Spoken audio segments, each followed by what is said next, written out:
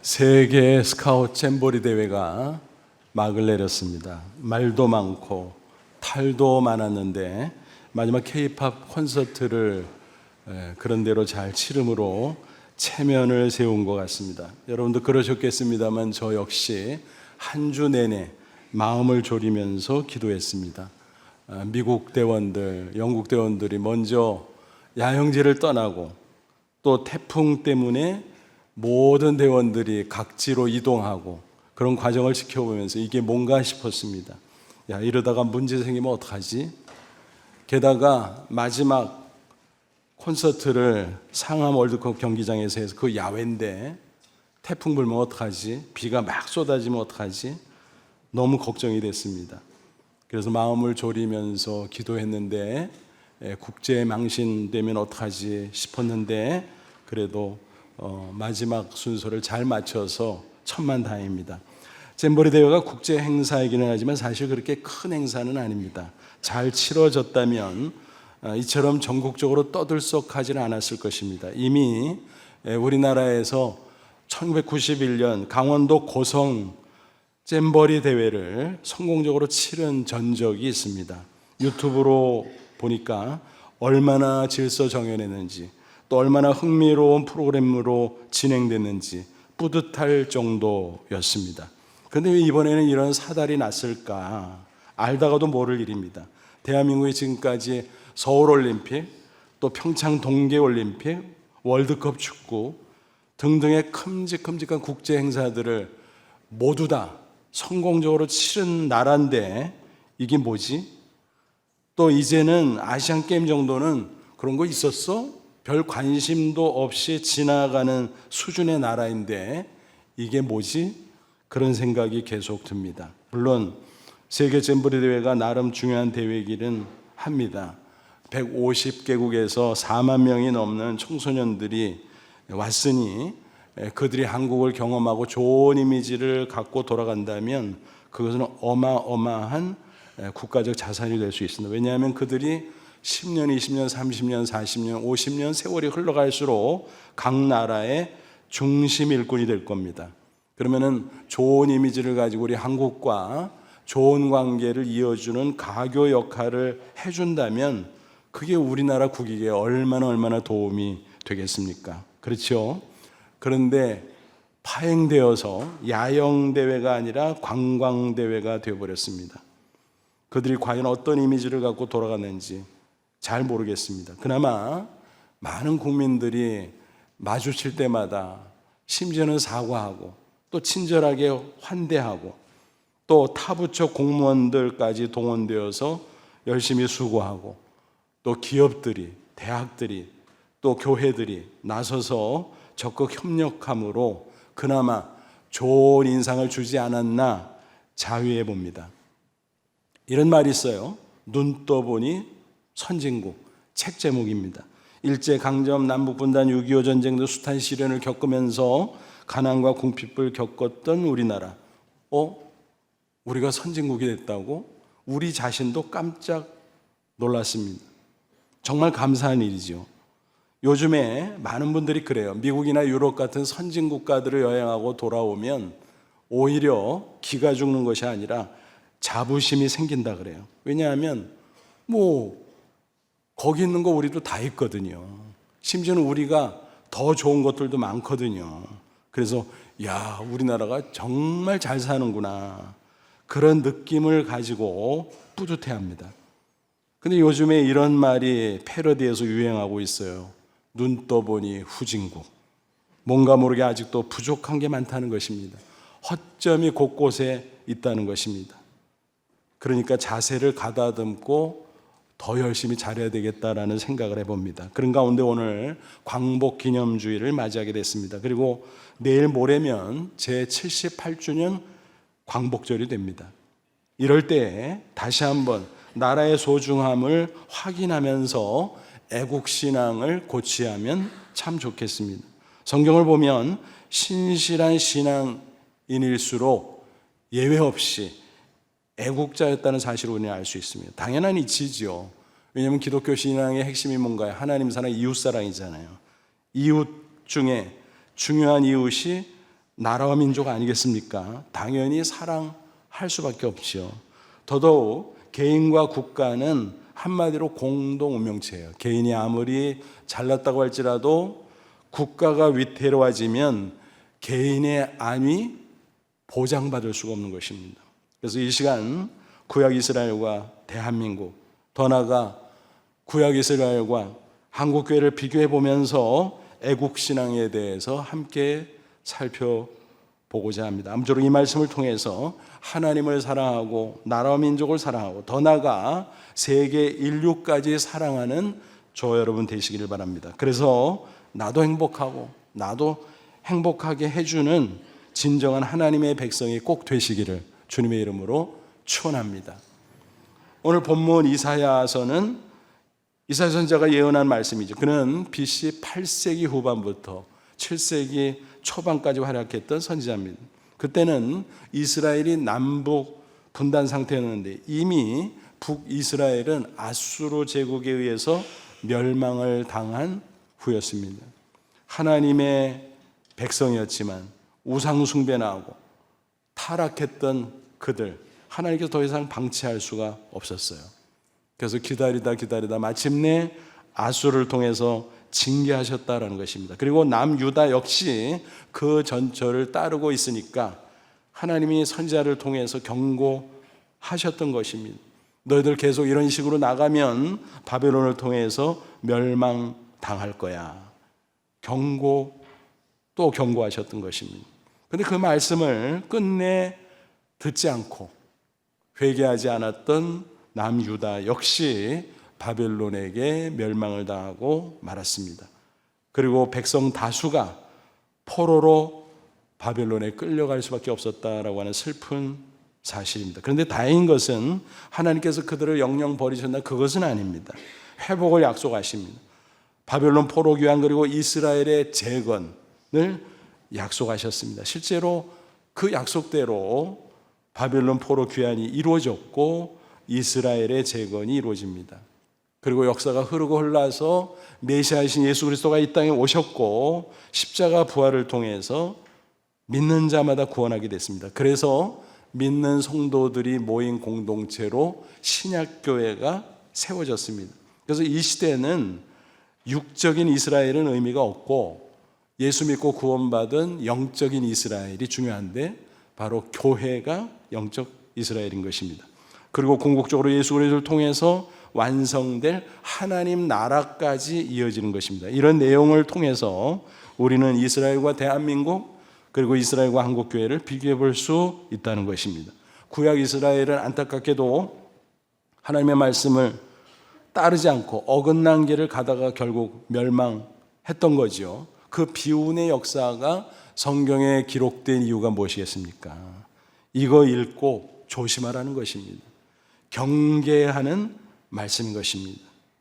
그러니까 구약 이스라엘이 우리에게는 반면교사의 역할을 해주는 셈입니다. 본래 하나님께서 이스라엘을 서민으로 선택하신 목적 무엇인가? 시내산 언약에 나와 있죠. 출애굽기 19장 보면 이스라엘 백성들이 출애굽하고 시내산에 당도했는데 모세가 대표로 산꼭대기에 올라가서 하나님을 독대하죠. 그리고 언약을 맺어요. 그때 하나님이 주신 말씀 출애굽기 19장 5절 6절입니다. 세계가 다 내게 속하였나니 이스라엘과 언약을 맺는데 첫머리에 세계가 다 내게 속했어? 이 말씀하셨어요. 왜 그랬을까요? 하나님의 원대한 구원의 마스터 플랜은 만민을 대상으로 하는 거다라는 거예요. 이스라엘만이 아니에요. 그들만 예뻐서 그들만 쏙 빼서 축복하고 구원하고 그거 아닙니다. 전략상 그들 먼저 선택했을 뿐입니다. 너희가 내 말을 듣고 내 언약을 지키면 너희는 모든 민족 중에서 내 소유가 되고 특별 소유 선민이 되는데 너희가 내게 대하여 제사장 나라가 되며 거룩한 백성이 되리라. 거룩하다는 건 뭐예요? 구별.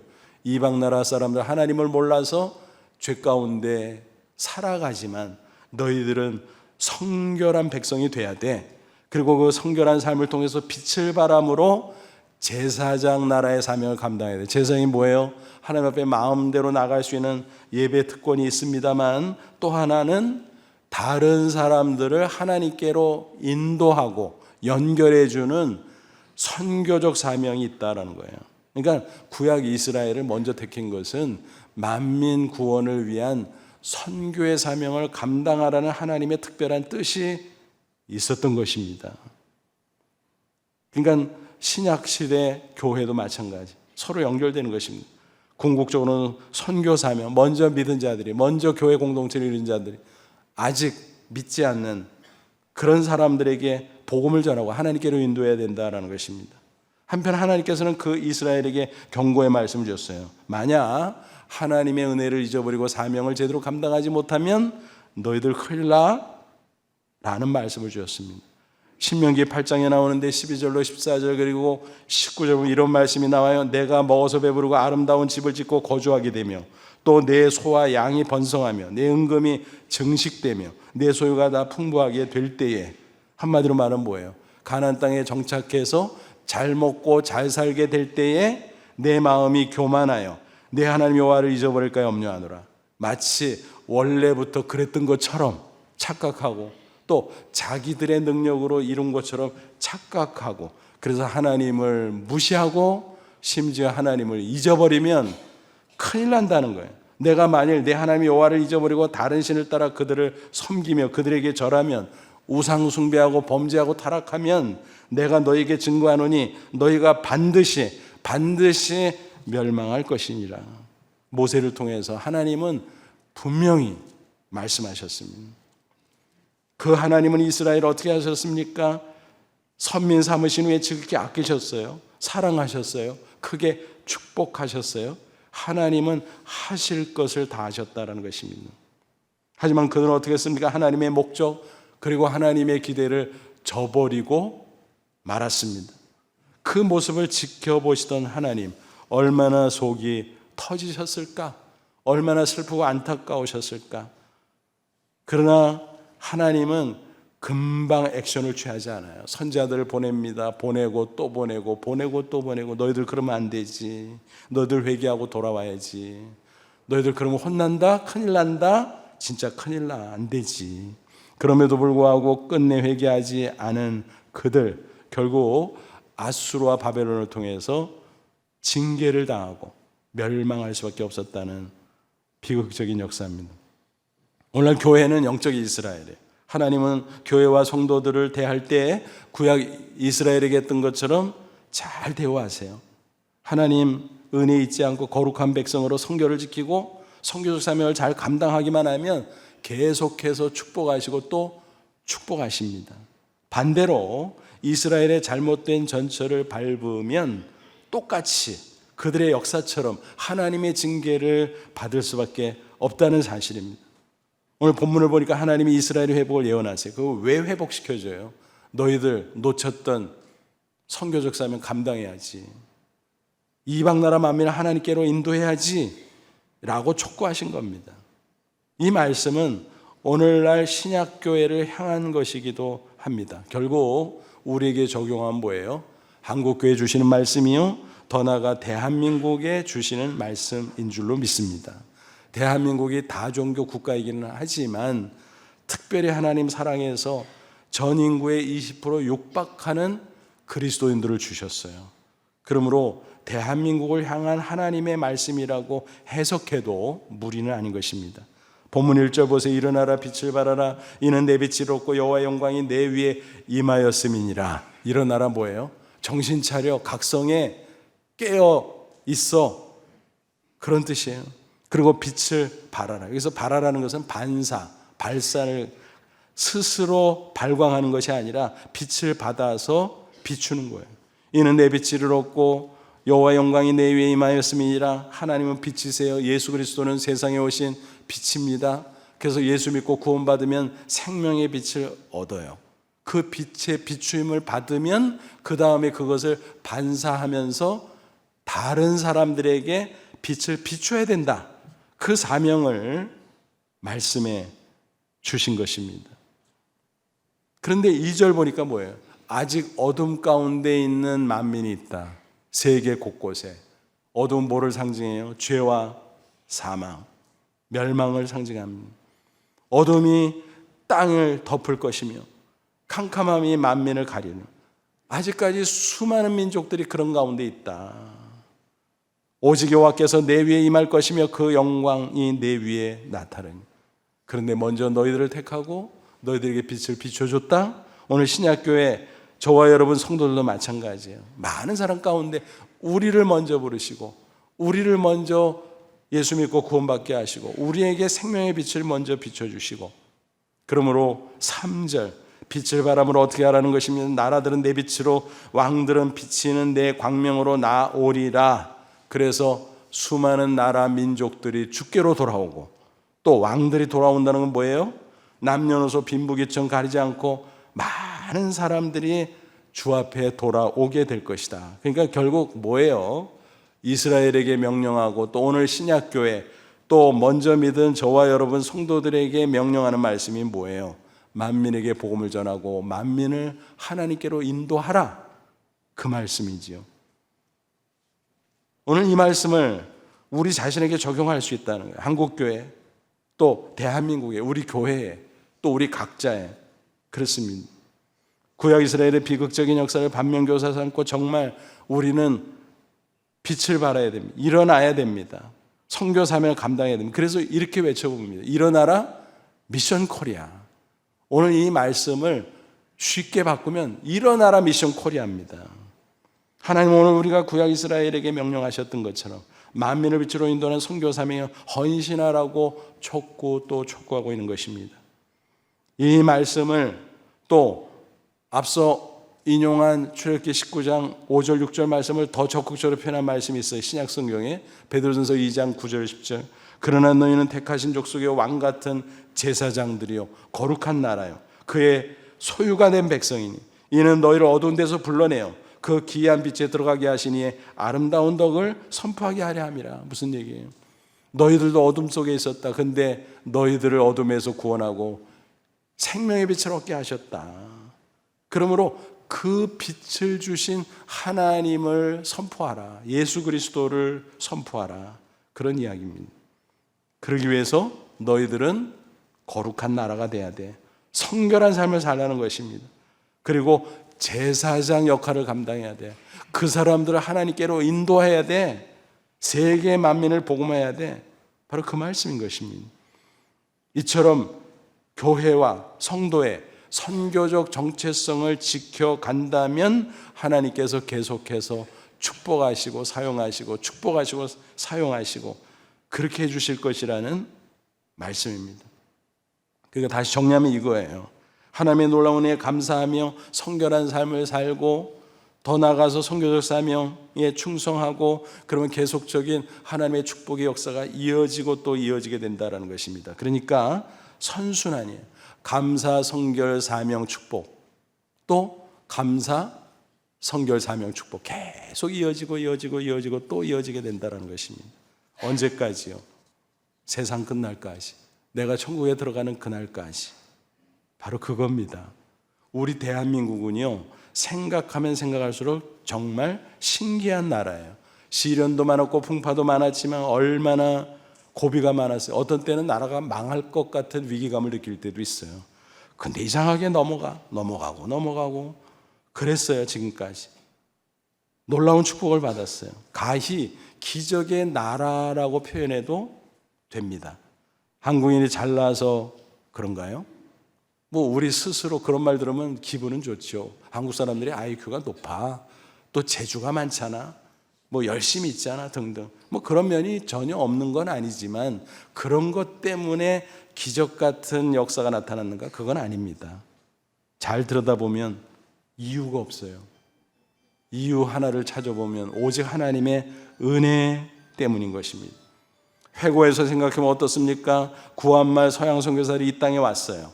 좋은 선교사들, 복음적 신앙인 그리고 실력 있는 사람들이 이 땅을 찾아왔어요. 그 하나님의 섭리, 놀라운 은혜입니다. 그래서 그들이 근대화에 일찍이 기여해 주었습니다. 전국 주요 도시를 탐방해 보세요. 각 도시에서 오래된 교회들 당연히 선교사들이 세웠고, 오래된 학교들, 오래된 병원들, 오래된 기관 단체들 보면 다 선교사들이 세웠어요. 부정할 수 없습니다. 또 일제 강점에서 해방된 것도 따져보세요. 하나님의 은혜예요. 독립운동가들의 헌신이 있었죠. 얼마나 많은 분들이 희생했습니까? 그러나 결정적으로는 일본 히로시마의 원자탄이 투하되면서 일왕이 꼼짝없이 항복함으로 극적인 해방이 이루어진 거 아니겠습니까? 그 하나님의 은혜지요. 우리 힘으로 한 게 아니잖아요. 그 후에 남북이 분단됐어요. 6.25 전쟁이 발발했어요. 자칫 공산의 위기에 처해 있었습니다. 그런데 극적으로 유엔군이 지원했잖아요. 이거는요, 생각할수록 진짜 기적이 아닌 다른 말로 설명할 수가 없어요. 왜 그런지 잘 아시잖아요. 몇 개국이 참전했다고요? 유엔군 16개국. 그거 다 알죠. 근데 사실은 자세히 들여다보면 의료 지원단이 파견됐고 물자 지원하고 복구 지원하고 그런 나라까지 다 합치면 67개국이 참여했어요. 그런데 그 당시 유엔 가입 국가가 93개국이었어요. 그러니까 비율을 따져보면 72%의 유엔 회원국이 참전을 해주거나 마찬가지다라는 것입니다. 와, 그랬구나. 지금 여러분 우크라이나 러시아 전쟁이 일어나잖아요. 서방 여러 국가들이 우크라이나를 지원하지만 그만큼 해요? 그만큼 못해요. 할 수도 없고. 그러니까 우리나라에 그런 놀라운 일이 있었다는 것은 기적이에요, 기적. 과거에도 없었고 지금도 없고 앞으로도 없고 그때 딱 한 번 있었던 거예요. 정말 놀랍잖아요. 휴전 후에는 어떻습니까? 별의별 우여곡절들이 얼마나 많이 있었습니까? 시련이 얼마나 많이 있었습니까? 고비가 얼마나 많이 있었습니까? 근데 살다 보니까 우리 대한민국이 세계 13위 경제대국이 됐대. 10위까지 올라갔다 조금 처졌어요, 요즘에. 그거 별거 아니지만 어쨌든. 그리고 1인당 GDP가 23일에 그거 실화야? 실화지요. 통계인데. 실화죠, 실화. 아니, 어느 사이에 그렇게 됐어? 선진국 대열에 진입하고 있는 모습을 보면 와, 정말 놀랍다. 기적이죠. 그래서 여러 번 소개해드렸습니다만 대한민국의 3대 기적이 있잖아요. 산업화의 기적, 일명 경제기적인데 한강의 기적이라고 부르죠. 민주화의 기적, 또 복음화의 기적. 정말 잘 사는 나라가 됐어요. 민주가 되어서 대통령 욕해도 누가 안 잡아가잖아요. 복음화의 기적. 짧은 교회 역사 가운데 얼마나 성장했는지 몰라요. 눈부신 성장. 세계 교회 역사 가운데 그런 유래를 단 한 건도 찾아볼 수가 없어요. 2차 세계대전 후에 신생국가의 산업화 민주화, 게다가 복음화까지 이룬 나라가 어디 있습니까? 한국에는 하나도 없어요. 하나도. 특별히 복음화 기적 가운데 선교사 파송하는 일을 보면 한국 교회가 이 소리 저 소리 하지만 그래도 선교하는 교회가 됐잖아. 얼마나 감사해. 미국에 이어서 선교사 파송 기준으로 2위 국가라는 거예요. 대단하다, 대단하다. 더 해야 되지만 어쨌든 대단한 것은 사실이에요. 그런데 여러분, 이와 같이 놀라운 하나님의 은혜가 있었음에도 불구하고 점점 잊어가고 있어요. 과거 구약 이스라엘처럼 원래 그랬던 것처럼 자기들의 실력으로 이룬 것처럼 착각. 그리스도인들조차도 세상 사람은 두말아. 저는 제일 화나는 게 뭔지 아세요? 교과서에서 기독교 내용을 삭제하려고 하는 그 움직임, 그 한가운데는 소위 역사가라는 사람들. 여러분, 신앙이 없어도 역사가는 역사 앞에 양심이 있어야 되잖아요. 어떻게 우리 대한민국의 근대사 가운데서 기독교 콘텐츠를 뺄 수가 있습니까? 그게 말이 돼요? 그건 말이 안 되지. 양심이 있어요, 양심이. 그래서 괘씸하게 생각하는 거예요, 그런 사람들에 대해서는. 또 어쨌든 하나님께서 이렇게 놀랍게 축복해 주셨는데 졸부같이 우쭐 때문에 쾌락이 적고, 왜? 감사할 줄 모르니까 그런 거예요. 또 부패하고 타락하고 그런 모습들이 얼마나 많습니까? 옛날에 비하면 부자가 됐으면 여전히 탐욕적이고, 그러니까 행복하지 않은 게 부자가 됐는데, 그렇잖아요. 만족을 모르니까. 더 나아가서는 별의별 범죄들이 독버섯처럼 돋아나고 있어요. 요즘엔 왜 이래요? 묻지마 살인. 그런 이상한 사람들이 도처에 깔려 있는 거예요. 칼부림, 그것도 도심 한복판에서. 그래서 예민한 사람들은 불안에 떨어요. 야, 왜 이렇게 됐지? 너무너무 마음이 아프잖아요. 그런 가운데 교회의 책임이 크지요. 코로나 이전에도 그랬습니다만 팬데믹을 거치면서 사회적 신뢰가 많이 떨어졌다고 합니다. 일반 국민을 탓하기 전에 나부터, 교회부터 잘해야 되겠다는 생각을 할 수밖에 없어요. 왜냐하면 하나님께서 어떤 국가를 바라볼 때 누구에게 초점을 맞춥니까? 믿는 성도들, 그리고 교회에 초점을 맞춰요. 너희들이 잘하냐? 너희들이 깨어있냐? 그러면 내가 봐줄게. 그거거든요. 그러니까 누가 뭐래도 뭐 비난하든 말든 교회는 마지막 희망인 거예요. 그러므로 한국교회가 또 우리 교회가 또 나부터 하나님의 은혜에 감사하고 성결하고 욕심을 부리기보다는 자족하고 사명에 충성을 다하는 삶을 살아야 마땅합니다. 그래야 계속적인 하나님의 축복의 역사가 나타날 줄로 믿습니다. 그게 복된 미래를 우리가 준비하는 유일한 길이에요. 10여 년 전 자료지만 희망적인 전망이 있습니다. 2010년 미국의 외교 전문지 Foreign Policy라는 잡지에서 발표한 자료인데 2040년 세계를 리드할 4개국이 있다라고 꼽아놨어요. 영문 국가 이름 이니셜을 모아서 GUTS, 영어식으로 말하면 거츠라고 부릅니다. 이 어떤 나라들인가 보니까 G, 저머니, 독일이죠. U, USA, 미국이죠. T, 터키, 튀르키라고 개명했습니다만, 그리고 S는 사우스 코리아, 대한민국이 들어있었던 것입니다. 그냥 말하는 게 아니라 근거가 있다는 거예요. 근데 근거 5가지를 제시했는데 너무너무 흥미로워요. 첫째는 한국인의 근면과 열정, 둘째는 타의 추종을 불허하는 교육열, 셋째는 높은 기술 수준, 하이 테크놀로지, 그리고 넷째는 700만 명에 이르는 해외 동포 네트워크. 우리는 그걸 코리안 디스포라라고 말하죠. 그리고 다섯째는 한국의 기독교회 프로테스탄트 처치. 이렇게 말했어요. 특별히 교회가 한국민에게 희망을 심어주었고 정신적으로, 도덕적으로, 영적으로 크게 기여하고 있다. 따라서 대한민국은 거츠 중에 하나다라고 말한 겁니다. 이런 자료는 어때요? 으쓱대죠 뭐. 하지만 전망일 뿐이에요. 무슨 얘기예요? 그렇게 될 수도 있고 가능성은 충분히 있어요. 그렇게 안 될 수도 있고. 뭐예요? 우리 하기 나름이라. 우리 하기 나름. 눈 떠보면 선진국이 되기도 하지만 눈 떠보면 후진국이 되기도 하는 것입니다. 그 원리를 잊지 말아야 됩니다. 따라서 우리 한국교회부터, 우리 교회부터, 믿는 성도, 우리 각자부터, 나부터 정신을 차리고 하나님의 축복의 선순환 속에 들어가야 되는 것입니다.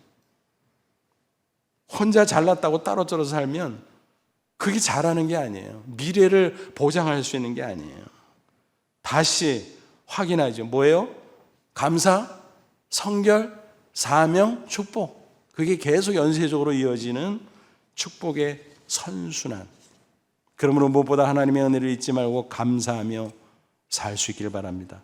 나부터 성결하기를 바랍니다. 그리고 이 백성의 범죄하고 타락한 모습을 보면 가슴을 치면서 중보하며 기도하며 이 나라의 백성의 성결을 이루는 것을 도모해야 될 것입니다. 역대하 7장 14절 말씀 그대로죠. 내 이름으로 일컫는 내 백성이 그들의 악한 길에서 떠나 스스로 낮추고 기도하여 내 얼굴을 찾으면 내가 하늘에서 듣고 그들의 죄를 사하고 그들의 땅을 고칠지라 그랬습니다. 더 나아가 선교 사명을 위해 헌신하면 또 주위 사람들 만민에게 사랑을 베풀면 하나님이 기억하신다라는 거예요. 우리 한국이 감사하게 원조받은 나라에서 원조하는 나라로 이미 훨씬 전부터 전환되어서 실천하고 있죠. 근데 아직 약하죠. 그 가운데 우리 한국에는 더욱더 앞장서야 될 것입니다. 고무적인 것은 지난번 튀르키예와 시리아 대지진 당시 거국적으로 모금 활동을 했잖아요. 그래서 각계각층에서 많이 구호금을 모아 줬는데, 특별히 감사한 것은 한국 교회가요 역대급으로 구원금을 보냈어요. 그래서 지금 터키 현지에 한국 문화마을 같은 걸 이렇게 조성하고 있어요. 그래서 문화마을인데 그 안에 복음적인 것들이 이렇게 많이 들어갈 거예요. 그래서 선교의 교두보를 마련하고 있습니다. 우리 교회도 제가 30여 년 이렇게 쭉 목회하면서 구호헌금, 재난, 수재, 별거 있을 때, 지진, 그럴 때 얼마나 많이 우리가 헌금을 하고 또 보냈어요. 지원하고. 근데 금년에 이 튀르키예 대지진, 또 시리아 대지진, 여기에 목적을 두고 교회에서도 지원했지만 성도들이 참여한 그 구호헌금을 보면 우리 교회 수준에서 역대급이었어요. 참 그걸 보면서 감사하다, 이렇게만 하면 얼마나 좋을까 싶었습니다. 터키가 형제 나라라는 그런 인식 때문에 그렇게 됐는지는 모르지만 계속해서 그런 놀라운 일들이 우리 한국 사회, 또 한국 교계, 또 우리 교회에 나타나기를 간절히 소원합니다. 무엇보다 십자가 구원의 복음을 전해줘야 될 것입니다. 예수님께서 승천하면서 남긴 지상명령, 그 중에 사도행전 1장 8절 뭐라 그랬어요? 오직 성령이 너희에게 임하시면 너희가 권능을 받고 예루살렘, 동심은 그래 보세요. 나를 중심으로, 우리 교회, 한국교회를 중심으로 가까운 이웃, 또 그 다음 이웃, 그 다음 이웃, 그래서 땅 끝까지. 그러니까 뭐예요? 지역 주민 전도, 그리고 국내 선교, 좀 먼 농어촌, 또 이런저런 특수한 곳에 있는 사람들에게 복음을 증거하고, 또 이 땅에 온 이주민과 세터민들, 사마리아가 바로 거기에 해당될 거예요. 이주민 선교, 그리고 더 나아가서 땅끝 해외 세계 각처 만민에게 복음을 전하는 그런 사명을 주님께서 우리에게 부여해 주셨다라고 하는 것입니다. 그것을 실천하면요, 이거 퍼주고 저거 퍼주고 우리는 뭐야, 남는 게 없잖아 라고 생각할 수 있지만 그렇지 않습니다. 하나님이 살아 역사하시거든요. 하나님이 약속하셨거든요. 이상하게 나눠주고 전해주면 줄어드는 것이 아니라 늘어난다는 거예요. 누가복음 6장 38절 주님의 약속이지요. 주라 그러면 너에게 줄 것이니 곧 후히되어 누르고 온대로 넘치도록 하여 너에게 안겨주리라. 후히되어 누르고 온대로 넘치도록. 게다가 안겨준대요. 많이 얻어도 줄줄 새나가면 남는 게 없잖아요. 근데 안겨준다 그랬어요. 얼마나 놀라운 축복의 역사입니까? 가만히 보면 대한민국과 한국교회는요, 선교하기 딱 좋은 조건을 두루 갖추고 있어요. 따져볼까요? 앞에서 언급했지, 해외 교포가 700만 명, 남북한 인구의 거의 10%예요. 그죠? 그리고 국내에 들어온 외국인, 이주민들이 250만 명인데 10년 이내에 갑절 500만 명이 된다는 전망이 있습니다. 하나님 왜 그렇게 할까? 한국 사람들 세계로 흩어버리고 또 세계 만민을 우리 한국 땅에 모으시고 막 섞어버리네. 선교사는 작년 말 현재 169개국에 22,200여 명. 와, 그러니까 세계 곳곳에 선교사들이 있고 한국인들이 있고, 또 그러니까 뭐가 있어요? 한인교회들이 있어. 심지어 저 이슬람과 아랍권까지 그런 데는 드러내놓고 이렇게 예수 믿는 티를 내기가 어렵잖아요. 교회로 모이기가 어렵잖아요. 근데요, 은밀하게라도 다 구석구석 들어가가지고 한인교회로 모여요. 그래서 그런 말 있잖아요. 한국인이 가는 곳에는 김치와 처치가 있다. 반드시 교회가 있다. 이런 민족이 어디 있어? 이런 민족이 참 희한해. 여권 파워도 세계 2위, 190개국에 우리 패스포트 갖고 입고 갈 수 있다는 거예요. 야, 선교하기 딱 좋네, 딱 좋아. 게다가 선교 도구들도 갖추고 있습니다. 어디를 가든지 상관없어요. 한국인들은 남의 나라를 침략한 적이 없기 때문에 배척당하지 않아요. 사계절 가운데 살고 있어서 아무 데나 가서 다 적응해요. 더운 나라도 괜찮고 추운 나라도 괜찮아. 아무 데나 갈 수 있어요. 또 음식도 괜찮아. 현지 음식 먹다 보면 막 역하고 막 니글니글거리고 막 그러잖아요. 하지만 김치 한 쪽으로 마무리하면 속이 편안해집니다. 그렇잖아요. 게다가 발명품들이 있어요. 컵라면, 햇반, 믹스커피 이런 거 잔뜩 싣고 가면 전혀 염려할 게 없어요. 그래서 선교하기 딱 좋은 나라가 대한민국, 한국교회인 줄로 믿습니다. 게다가 한류바람까지 거세게 불고 있어요. 아시아를 넘어서 미국, 유럽으로. 처음에는 에이 그러다 말겠지. 아니에요. 갈수록 거세게 불고 아프리카, 아랍권 나라까지 막 확산하고 있어요. K 붙은 게 얼마나 많은지 몰라요. K-팝, K-클래식, K-드라마, K-영화, 뭐 K-푸드, K-화장품, 뭐 별거 다 붙여. 근데 요번에 뭐 K-잼버리, 그 오버지. 파행하고서 무슨 K-잼버리, 그거 따라하라고? 그건 오버지, 오버. K-팝 같은 단어는 영국 옥스퍼드 사전의 정식 단어로 오래전에 벌써 수록되어 있죠. 특별히 세계 각국에서 한국어 배우기 열풍이 대단하다고 합니다. 아시아는 물론 미국, 유럽 여러 나라까지 마찬가지, 아랍권 나라들까지 마찬가지. 지난달 제가 선교차 그 프랑스에 다녀왔잖아요. 근데 현지에서 여러 선교사를 만났는데 그 중에 한 분은 그 교수로 퇴임한 이후에 선교사로 가셔서 사역하는 분이에요. 그분이 그래요. 프랑스 사람들이 요즘에 막 한국어를 배우려고 막 온다는 거예요. 그래서 문화원을 만들어서 그 안에 한국어 교실 강좌를 연다는 거예요. 그러면서 막 얘기하면서 한국어가 이렇게 좋은 선교 도구가 될지 어떻게 알았냐 이거예요. 그렇지 않아요? 우리 한국인들은 네이티브 스피커, 코리안 네이티브 스피커에 이제 얼마나 신기한 일인지 몰라요. 제가 놀랐어요. 왜냐하면 프랑스인들은 자국에 대한 긍지가 어마어마하거든요. 세계에서 프랑스가 최고다. 가장 아름답고 가장 과학적이고 뭐 가장 어떻고 그래서 외국어 잘 안 배우려고 해요. 요즘 많이 달라졌지만 특별히 아시아 나라들 은근히 무시해요. 과거 몇십 년 전만 해도 한국을 후진국으로 얼마나 무시했는지 몰라요. 제가 대학원 시절 불어불문학과 조교를 했었거든요. 근데 학부에 불어회화 시간인데 강사가 오잖아요. 원어민 강사가 제 담당이었어요. 근데 은근히 무시하는 거예요. 기분 나쁘게. 그래서 하도 인상적이어서 제가 그 이름을 기억하고 있잖아요. 마담 듀셴. 대사관 직원 부인이라 그랬어요. 근데 어떻게 그러냐면 어느 날은 이렇게 다 노트를 펴서 딱 보여줘. 이거 봐. 진짜 고급이더라고 그때. 지금 생각하면 아무것도 아니지만 니네 이거 있어 이거야. 우린 있어. 또 어떤 날은 편지지 같은 거 있잖아요. 그거 다 해서 이렇게 보여줘. 그러면서 우리 이거 있어. 한국에는 없지. 속으로 그래서 없어. 근데 하나도 안 주냐? 하나도 안 주더라고. 하나도. 근데 더 싫은 것은 뭐였냐면은 그 당시 오공화국 그 신군부 그 전두환 정권이 막 들어설 때인데 캠퍼스에서 얼마나 데모가 많았어요. 막 수시로 막 최루탄도 막 여기저기서 터지고.